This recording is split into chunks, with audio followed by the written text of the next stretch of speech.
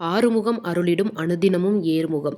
இன்னைக்கு அற்புதமான நாளுங்க. என்ன நாள் அப்படின்னா வளர்பிறை சஷ்டி. முருகப்பெருமானுக்கு இருக்கிற விரதங்கள்ல முதன்மையான விரதமா சஷ்டி விரதம் சொல்றாங்க. திதிகள் வரிசையில் 6வதா வர்றது தாங்க சஷ்டி.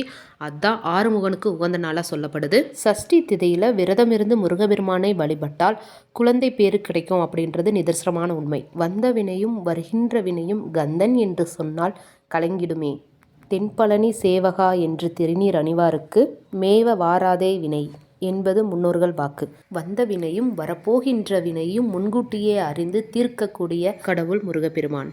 வீட்டில் இன்னைக்கு 6 மணிக்கு மேலே முருகனோட படம் இருந்தால் அதுக்கு பூக்களால் அலங்கரித்து அழகாக விளக்கேற்றி நீங்கள் வழிபடுங்க.